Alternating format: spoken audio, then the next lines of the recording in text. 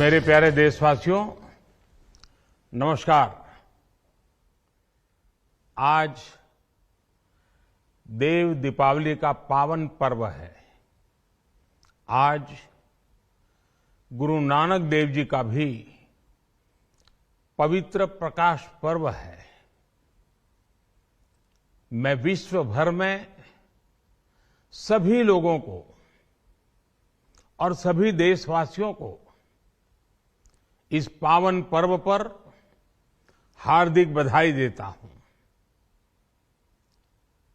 ये भी बहुत सुखद है कि 1.5 साल के अंतराल के बाद करतारपुर साहिब कॉरिडोर अब फिर से खुल गया है।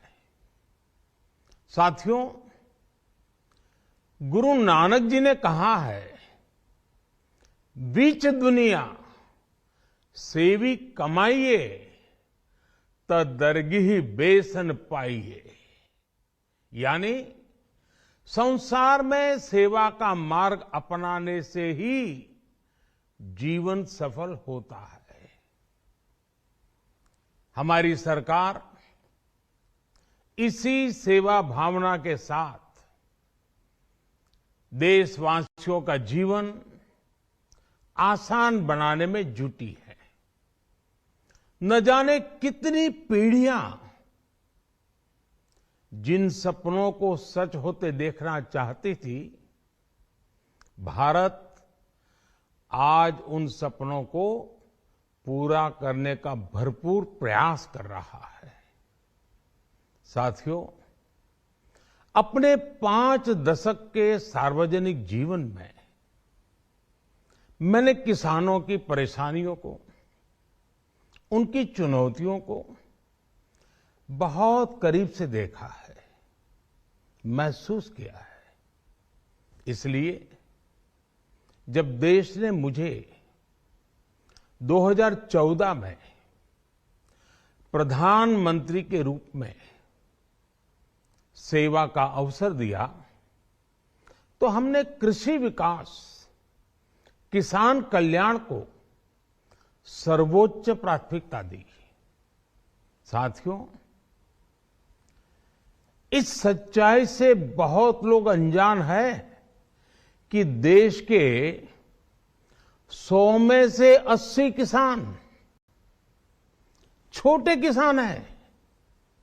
उनके पास 2 हेक्टेयर से भी कम जमीन है। आप कल्पना कर सकते हैं, इन छोटे किसानों की संख्या 10 करोड़ से भी ज्यादा है। उनकी पूरी जिंदगी का आधार यही छोटी सी जमीन का टुकड़ा है। यही उनकी जिंदगी होती है। और इस छोटी सी जमीन के सहारे ही वो अपना और अपने परिवार का गुजारा करते हैं। पीढ़ी दर पीढ़ी परिवारों में होने वाला बंटवारा इस जमीन को और छोटा कर रहा है।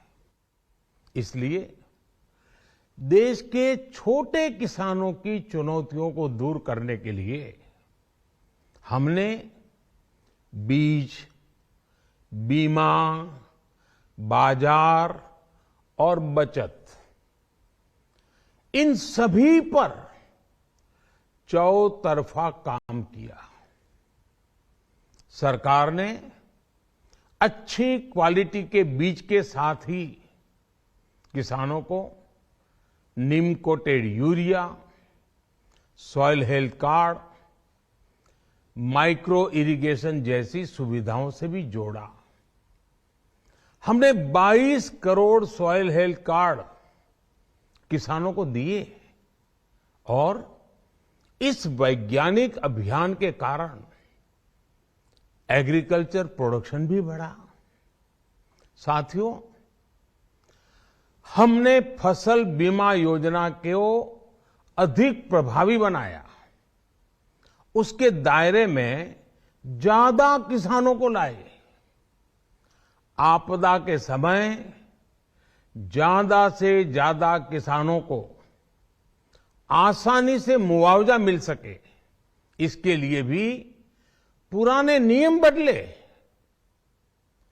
इस वजह से बीते 4 साल में 1 लाख करोड़ रुपए से अधिक का मुआवजा हमारे किसान भाई बहनों को मिला है। हम छोटे किसानों और खेत में काम करने वाले श्रमिकों तक बीमा और पेंशन की सुविधाओं को भी ले आए। छोटे किसानों की जरूरतों को पूरा करने के लिए सीधे उनके बैंक खातों में 1,62,000 करोड़ रुपए ट्रांसफर किए, सीधे उनके खाते में। साथियों, किसानों को उनकी मेहनत के बदले उपज की सही कीमत मिले, इसके लिए भी अनेक कदम उठाए गए। देश ने अपने रूरल मार्केट इंफ्रास्ट्रक्चर को मजबूत किया। हमने एमएसपी तो बढ़ाई है, साथ ही साथ रिकॉर्ड सरकारी खरीद केंद्र भी बनाए। हमारी सरकार द्वारा की गई उपज की खरीद ने पिछले कई दशकों के रिकॉर्ड तोड़ दिए हैं। देश की 1,000 से ज्यादा मंडियों को ई नाम योजना से जोड़कर हमने किसानों को कहीं पर भी अपनी उपज बेचने का एक प्लेटफॉर्म दिया। और इसके साथ ही देश भर की कृषि मंडियों के आधुनिकीकरण पर भी हमने करोड़ों रुपए खर्च किए। साथियों, आज केंद्र सरकार का कृषि बजट पहले के मुकाबले 5 गुना बढ़ गया है। हर वर्ष 1.25 लाख करोड़ रुपए से अधिक कृषि पर खर्च किए जा रहे हैं। 1 लाख करोड़ रुपए के एग्रीकल्चर इंफ्रास्ट्रक्चर फंड के माध्यम से गांव और खेत के नजदीक भंडारण, इसकी व्यवस्था, कृषि उपकरण जैसी अनेक सुविधाओं का विस्तार, ये सारी बातें तेजी से हो रही है।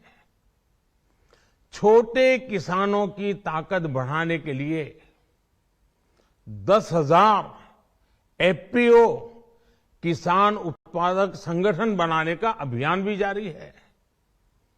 इस पर भी करीब 7,000 करोड़ रुपए खर्च किए जा रहे हैं।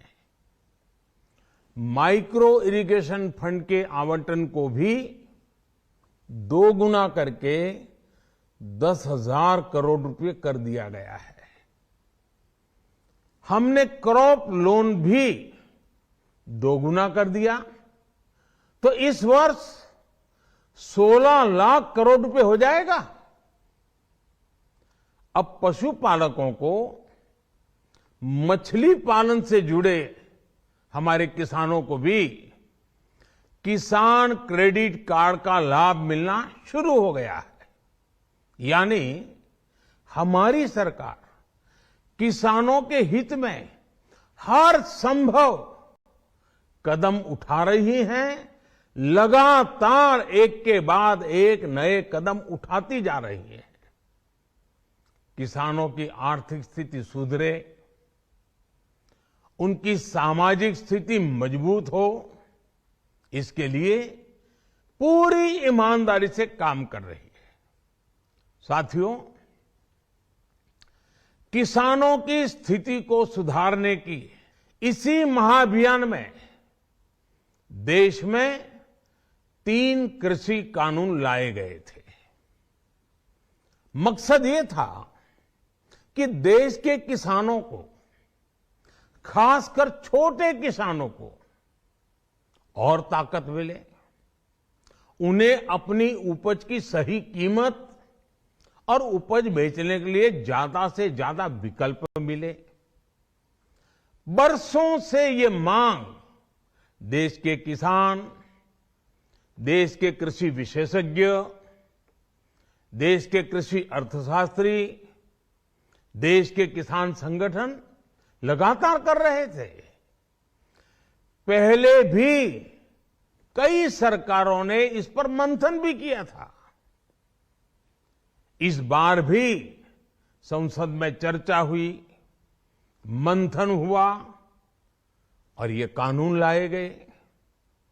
देश के कोने कोने में कोटि कोटि किसानों ने, अनेक किसान संगठनों ने इसका स्वागत किया, समर्थन किया।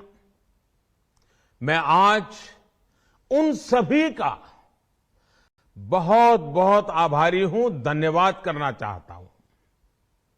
साथियों, हमारी सरकार किसानों के कल्याण के लिए, खासकर छोटे किसानों के कल्याण के लिए, देश के कृषि जगत के हित में, देश के हित में, गांव गरीब के उज्जवल भविष्य के लिए पूरी सत्यनिष्ठा से, किसानों के प्रति पूर्ण समर्पण भाव से,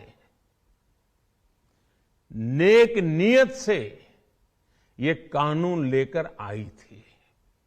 लेकिन इतनी पवित्र बात, पूर्ण रूप से शुद्ध किसानों के हित की बात, हम अपने प्रयासों के बावजूद कुछ किसानों को समझा नहीं पाए। भले ही किसानों का एक वर्ग ही विरोध कर रहा था, लेकिन फिर भी ये हमारे लिए महत्वपूर्ण था। कृषि अर्थशास्त्रियों ने, वैज्ञानिकों ने, प्रगतिशील किसानों ने भी उन्हें कृषि कानूनों के महत्व को समझाने का भरपूर प्रयास भी किया। हम पूरी विनम्रता से, खुले मन से उन्हें समझाते रहे। अनेक माध्यमों से व्यक्तिगत और सामूहिक बातचीत भी लगातार होती रही। हमने किसानों की बातों को, उनके तर्क को समझने में भी कोई कोर कसर बाकी नहीं छोड़ी। कानून के जिन प्रावधानों पर उन्हें ऐतराज था, सरकार उन्हें बदलने के लिए भी तैयार हो गई। 2 साल तक हमने इन कानूनों को सस्पेंड करने का भी प्रस्ताव दिया। इसी दौरान ये विषय माननीय सर्वोच्च न्यायालय के पास भी चला गया। ये सारी बातें देश के सामने है, इसलिए मैं इनके अधिक विस्तार में नहीं जाऊंगा। साथियों, मैं आज देशवासियों से क्षमा मांगते हुए सच्चे मन से और पवित्र हृदय से कहना चाहता हूं कि शायद हमारी तपस्या में ही कोई कमी रही होगी, जिसके कारण दिए के प्रकाश जैसा सत्य कुछ किसान भाइयों को हम समझा नहीं पाए। आज गुरु नानक देव जी का पवित्र प्रकाश पर्व है। ये समय किसी को भी दोष देने का नहीं है। आज मैं आपको, पूरे देश को ये बताने आया हूं कि हमने 3 कृषि कानूनों को वापस लेने का, रिपील करने का निर्णय लिया है। इस महीने के अंत में शुरू होने जा रहे संसद सत्र में, इसी महीने में, हम 3 कृषि कानूनों को रिपील करने की संवैधानिक प्रक्रिया को पूरा कर देंगे।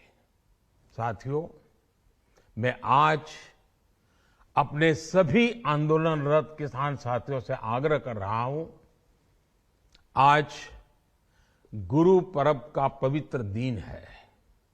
अब आप अपने अपने घर लौटें अपने खेत में लौटे, अपने परिवार के बीच लौटे। आइए एक नई शुरुआत करते हैं, नए सिरे से आगे बढ़ते हैं। साथियों, आज ही सरकार ने कृषि क्षेत्र से जुड़ा एक और अहम फैसला लिया है। जीरो बजट खेती यानी प्राकृतिक खेती को बढ़ावा देने के लिए देश की बदलती आवश्यकताओं को ध्यान में रखकर क्रॉप पैटर्न को वैज्ञानिक तरीके से बदलने के लिए एमएसपी को और अधिक प्रभावी और पारदर्शी बनाने के लिए ऐसे सभी विषयों पर भविष्य को ध्यान में रखते हुए निर्णय लेने के लिए एक कमेटी का गठन किया जाएगा। इस कमेटी में केंद्र सरकार, राज्य सरकारों के प्रतिनिधि होंगे, किसान होंगे, कृषि वैज्ञानिक होंगे, कृषि अर्थशास्त्री होंगे। साथियों, हमारी सरकार किसानों के हित में काम करती रही है और आगे भी करती रहेगी। मैं गुरु गोविंद सिंह जी की भावना में अपनी बात समाप्त करूंगा। देहि शिवावर मोहे इहे, शुभ कर्मन ते कबहू न टरो। हे देवी, मुझे ये वर दीजिए कि मैं शुभ कर्म करने से कभी पीछे ना हटूं। जो किया किसानों के लिए किया, जो कर रहा हूं देश के लिए कर रहा हूं। आप सभी के आशीर्वाद से मैंने मेहनत में पहले भी कोई कमी नहीं की थी। आज मैं आपको विश्वास दिलाता हूं कि अब और ज्यादा मेहनत करूंगा ताकि आपके सपने साकार हो सके, देश के सपने साकार हो सके। आपका बहुत बहुत धन्यवाद। नमस्कार।